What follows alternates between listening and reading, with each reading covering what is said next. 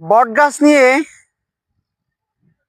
অনেক মিথ আছে যে বট গাছে ভূত থাকে, বট গাছে জিন থাকে, বট গাছে পরি থাকে।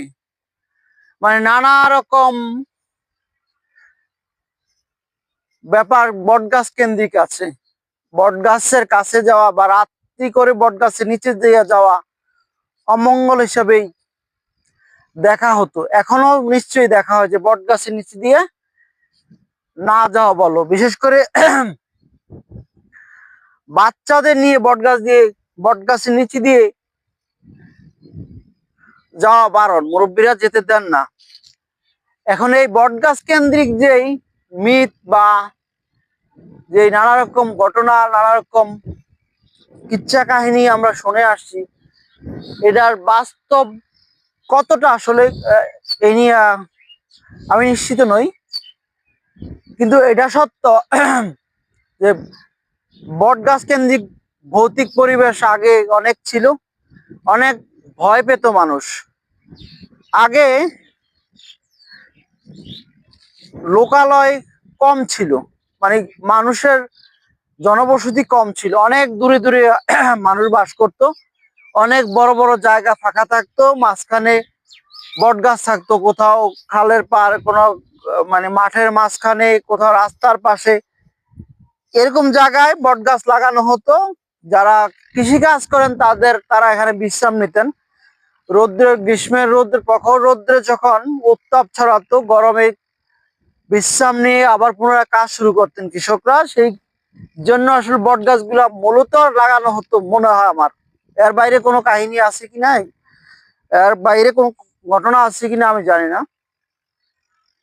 বট গাছের নিচে এলে আসলে বটের ছায়ার যে একটা আনন্দ আছে, বটের ছায়ায় যে একটা ছায়া পাওয়া যায়,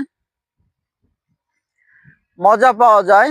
বটের ছায়া এলে বাতাসের যে ঝিরিঝিরি বাতাস বয় সেটার দৃশ্যমান হয়। বট গাছের নিচে এলে বাতাস আছে সেটা আমরা একরকম ভিজুয়ালি টের পাই। বা যখন বটের পাতায় বাতাসের ঘর্ষণ হয় বা বটের পাতাগুলো উঠতে থাকে, একটা সুন্দর পরিবেশ তৈরি হয়, ভালো লাগার পরিবেশ তৈরি হয়।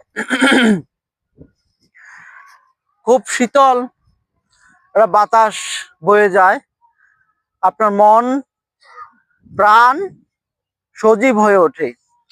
এই নিমিত্তে নিশ্চয়ই এই বট গাছগুলো লাগানোর প্রচলন হয়েছিল।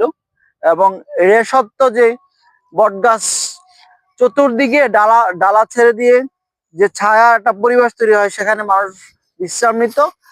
যারা রাস্তা দিয়ে যায় প্রতিকম বট গাছের ছায়ায় বসে বিশ্রাম নিত। আগে তো আমাদের এখন যে আধুনিক বাংলাদেশ, যাতায়াত ব্যবস্থা খারাপ ছিল, যাতায়াত বাহন কম ছিল, বিশেষ করে শহরগুলোতে মূল রাস্তাগুলোতে হয়তো বাস পাওয়া যেত, কিন্তু এরকম লোকাল মানুষ মাইলের পর মাইল, ঘন্টার পর ঘন্টা তার আত্মীয় স্বজনের বাড়ি যেত। এই বট গাছ কালের সাক্ষী, ইতিহাসের সাক্ষী। অদূর ভবিষ্যতে বট গাছের প্রয়োজনীয়তা কিংবা বট গাছ থাকে কিনা সন্দেহ, কারণ বট গাছ মরে গেলে, বট গাছ যদি না লাগানো হয় তার গ্রোথ নিশ্চয়ই আটকে যাবে। আমাদের এখানে অনেক কিছুরই বিলুপ্ত হয়ে গেছে, ভবিষ্যতে কি থাকে না থাকে দেখার বিষয়। Thank you.